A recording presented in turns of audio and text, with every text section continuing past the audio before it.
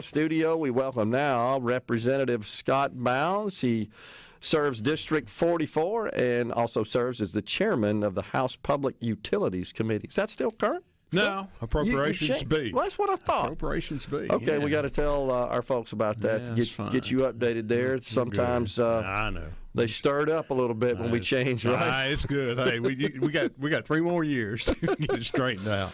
But we're here today to talk about the world famous Neshoba County Fair. That's your home area.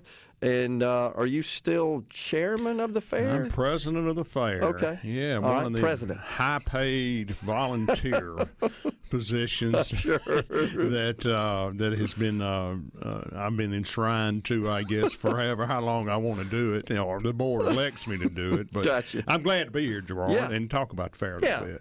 Gets kicked off as it does this time of year. Rolls around this coming Friday, right? This Friday kicks off. This Friday, July 26th, runs through the following Friday, August the 2nd. So 8 days, and that's the typical run of the fair. Yeah. This is the 135th year of the fair. Started in 1889. It's not actually the 135th fair. During World War II, there was not a fair in the years 42, 43, 44, and 45, and then we didn't have a fair in 20 because of COVID. Okay. And so like what actually the 130th fair, but 135th year. So that's what we go by. Okay. That's what we go by. And so, of course, those of us who are political junkies always look forward to the speeches that we can expect under the pavilion there, the center of the fair complex.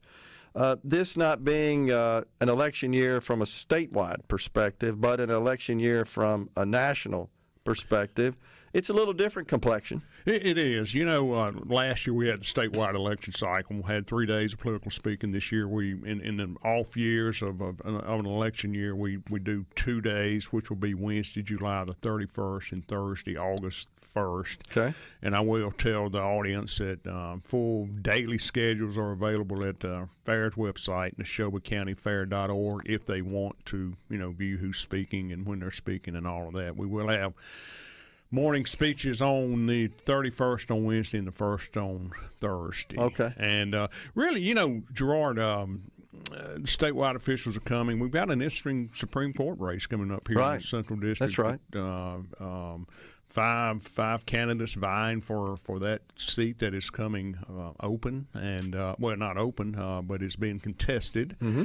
And so that's going to make for some interesting, I think, topics of speeches on Thursday. But I will tell you, as we were talking in the break, I feel like personally that a lot of the statewide officials, and I'm just here again, this is just my assessment. I think a lot of their speeches this year to the audience at the Neshoba County Fair will focus on what's going on nationally right now. Makes sense. It's unprecedented times, and to me, it just appears like in my lifetime we've never had so much happen in a period of 10 weeks to 10 days to 2 weeks to just not, capture the interest of the voters and the citizens and everything else. So I think a lot of the speeches will be focused around that. I could be wrong. We've had a lot of positive things that have happened in the state in the last 12 years since Republicans have been in charge, and with majorities in the legislature, and then obviously with the 8 statewide officials being Republicans. So we'll probably have a mix of that kind of conversation and speeches, I think, that we'll see on Wednesday and Thursday. Should be interesting for sure. Now, are we going to have any congressional candidates? So you've got some rules around who's allowed to speak. Yeah. Explain those to me. Well, yeah. So the rules are, and we do have rules because we could invite.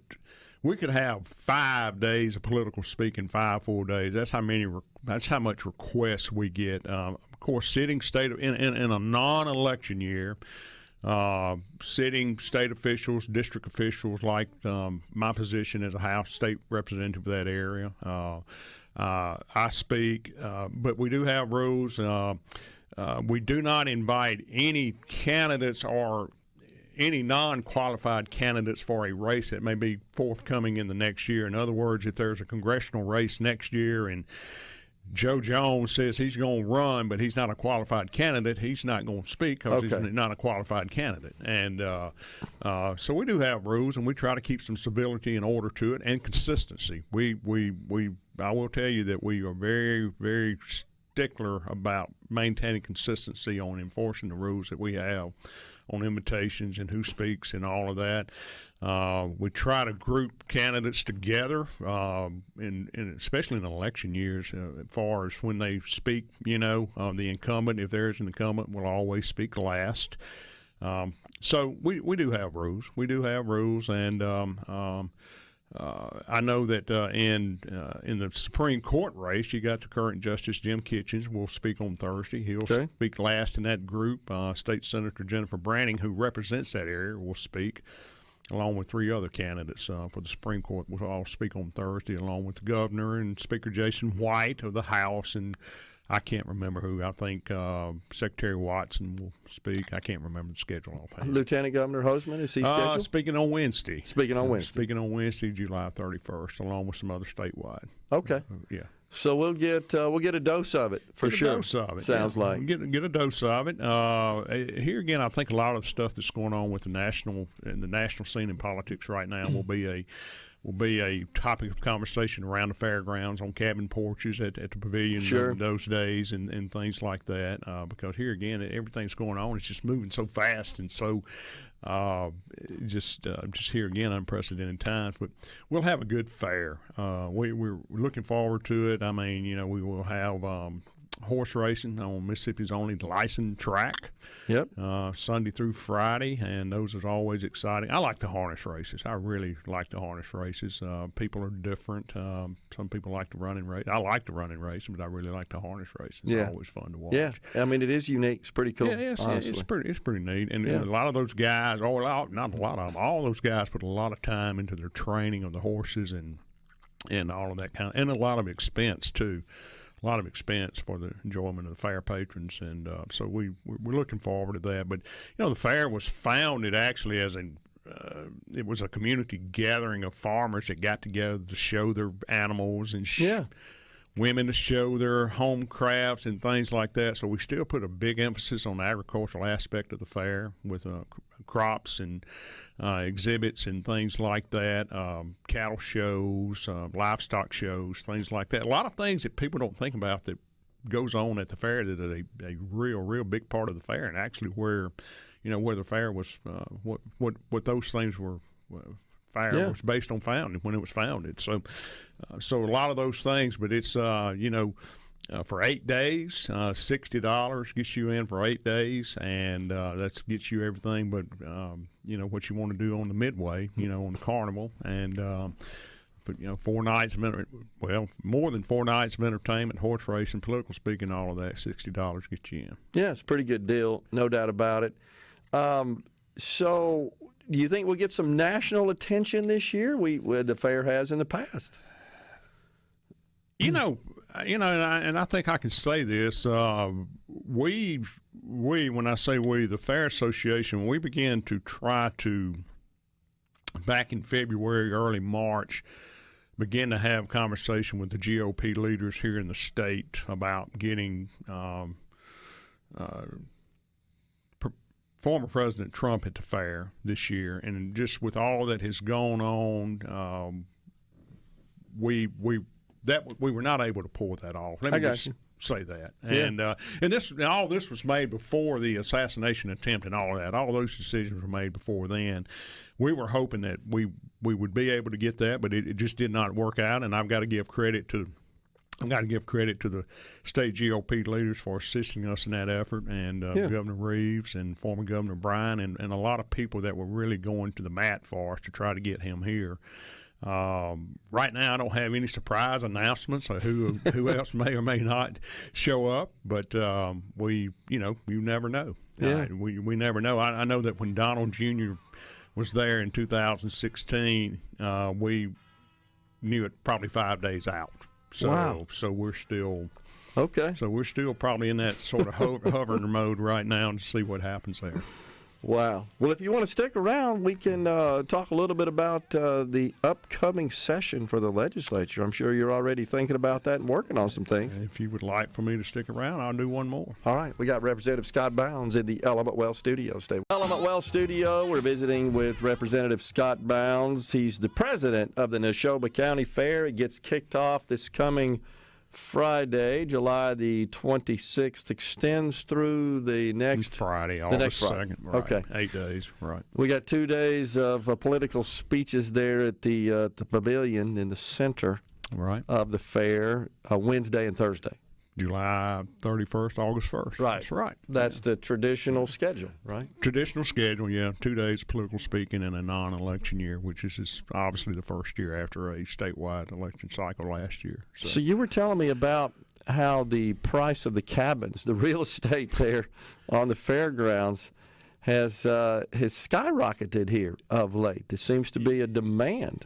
Yeah, and it's definitely a seller's market for those few that do sell or rebuild or build, but we are seeing, Gerard, we are seeing investments in what people may buy a cabin for, or people that are building new cabins, how much money they are putting into a new cabin, or how much money people are paying for new cabins. Now, it is a seller's market here again, and it's a very, I mean, there's no more cabins available unless what somebody sells. So it's amazing. And I will tell you that what I have seen is if somebody puts a cabin on the market to sell, it is selling within 24 to 48 hours at the price they were asking. That's incredible. And I'm not talking $20,000 or $30,000. I'm talking in the I get you. You know, hundreds of thousands of dollars range, which is it's really something to see. But I hope that means that we as a board are doing the things that are right to make investment right in the Neshoba County Fair. Well, that's good. Yeah, I mean that's what we want to do. That means that that it's popular, that the event itself, so it almost kind of guarantees the future viability. We hope so. Yeah, I mean that's what we're hoping for, and we have to put a lot of things in place and schedule things to make people want to come back. Yeah. and invest out there, invest in cabins and everything. You know what's unique about the fair? You own your cabin and everything, but you don't own the ground the cabin sits on. I mean, the Fair Association owns that ground. Yeah. And it's so funny. I get calls from lawyers across the state that are friends, and they're trying to close a deal on a fair cabin and said, where can I get a deed? I said, you're not going to get a deed. You're not going to get a deed to the land. I don't know if they'll be able to get the money, you know. They don't issue deeds on lumber. No, they don't issue deeds on lumber. They sure don't. But just a lot of nuances like that is what makes a fair really unique. Unique event that it is. Unique in the nation, if not the world, honestly. The last remaining campground fair that we know of. That's cool. Yeah. So, Speaker of the House, Jason White, you said is scheduled to speak at the fair next week, right? Yes. If I recall, I think it's at like 10:20 next Thursday. Of course, former Speaker Philip Gunn spoke every year that he was Speaker. You know, for a lot of years, the Speaker of the House was not invited, or it was just sporadic. He would come, but I felt like that. You know. The leader of the other chamber in the legislature should have the opportunity to be able to address the fair patrons, just like the lieutenant governor does and the governor. Makes sense. So we started that several years ago, inviting the speaker, and I look forward to having Speaker White down there on Thursday. Okay. Yeah. Well, sure do. You serving in the House, of course, you got 1 year of the new term under the belt, and you got another session coming up in half a year or so. But you guys are still doing work even out of session on certain things. I know the Speaker has commissioned a number of committees to study various subject matter and issues, right? Right, yes. So he's got a very aggressive agenda, and I'm fortunate to have been named co-chairman along with Representative Lamar, chairman of Ways and Means. We are co-chairing the Select Committee on Tax Reform. Sure. And then there's another Select Committee on the PBM pharmacy issue, and another committee on the CON issue, I think. So I look for, I can't speak for the other two committees, the CON or the PBM select committees, but I know on the tax reform, we are going to take an in-depth look at our tax structure here in the state. I can't elaborate because we have not discussed things in totality, but or decided anything. But things like we are looking at will be obviously the reduction in the grocery tax, and then finding a way, being very aggressive on finding a way to have a total elimination of the state personal income tax at some point down the road. Now, it would have to be, I think, a phased-in thing, but we don't want to take forever to do that either. So. And there's a lot of things, Gerard, and I'm more being on appropriations. I'm not into the tax code like I am the appropriation side, but I being on the appropriation side, I have seen when we started the reduction of the income tax in 2016. It's very evident what it has done for the state growth and the reinvestment in the state by the people and outside companies. And all of those things are a direct result of having a favorable business environment and a favorable tax climate for these companies and these people to invest in the state. And the taxpayers to put more money into their pocket and to spend, and it circulates. It circulates. Yeah. So we've had an initial meeting of the Select Tax Reform Committee last week, and it was more of an organizational meeting. But we've charged the members of the committee, I think there's 19 on that committee, to come to Chairman Lamar and I and tell us what you want us to talk about. Tell us what presenters you want to hear. Tell us what your ideas are. And I feel like that through the late summer, early fall, I know we'll have several more meetings. They'll be open to the public, and then we'll have an agenda on that come January, which will be here before you know it. It'll be here before you know it. So, do you feel like that if you make some proposal for meaningful tax reform that would say phase in the elimination of the income tax over a short period of time, how do you think that would be received in the Senate? Seems like we're just on opposite pages, House and Senate, on many of these issues, this being one of them. I want to be optimistic and think that the Senate, if the House comes out with an aggressive agenda and we have things that we think will move the state forward, fiscal policy that will move the state forward, I want to hope that the Senate would be receptive to it, and certainly we will have those conversations to encourage them to be receptive to things that, here again, grow the economy, and to put more money back into people's pockets for them to be able to spend. I have not had any conversations individually with either the lieutenant governor or any member of the Senate about what our plan may be on that select tax committee, or because we don't know yet. We don't know what policy initiatives we'll be putting forward in that. But obviously they're aware of what we're trying to do, and I think that legislation, creating good policy takes back and forth, and we in the House think we can have the best idea since sliced bread, and the Senate may think, well, it's stale bread, and so we got to find something in the middle that keeps the bread fresh in the middle. And so I do feel like that the Senate leadership and the guys in the Senate, my colleagues in the Senate, they are forward enough thinking and know to move Mississippi forward. We've got to be aggressive on fiscal policies to do that. Well, and that's the way the process works. I mean, I certainly respect that. It just seems like with Republican control of both chambers that there would be more alignment than there appears to be. I guess so, but here again, you've got everybody down there. 174 of us have different opinions on how we get to how we put that arrow in the target in the middle, and and so how you get there is part of the process, as you mentioned, and. We've got last year, was obviously a 120-day session. It seemed like it just drug on forever and ever and ever, but that's another story. We got through it, and we did some good things, but 90-day session, I mean, we're going to hit the ground running quick. I mean, deadlines will happen real quick, and we'll be, by the 1st of February, we'll be deep into what I think are the policy issues on things that we're going to be discussing in all of those areas that I discussed, along with other areas. We got Medicaid expansion that's going to be, I think, here again, forefront, and I think the House will probably take a position, an established position on Medicaid expansion early in the session. What that position is, I don't know. It passed overwhelmingly last year, and then the negotiations broke down in the conference process. But here again, that's part of the process. But I feel like the House will have a early and aggressive position on Medicaid expansion, along with some of these other things we've discussed. Mobile sports betting, you see that again?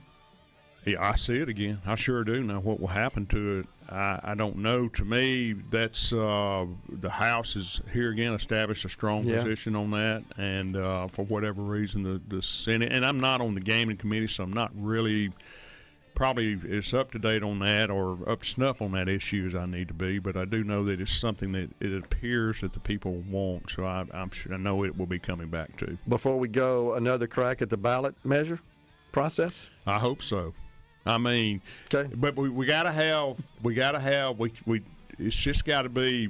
My thing with the ballot thing, Gerard, is anything we do can't be constitutional. It's got to be statutory, and if we put anything in law, we got to be able to change it if it goes south. Appreciate it, Scott. Thank you for coming in. Thank you. We're coming right back, folks, in the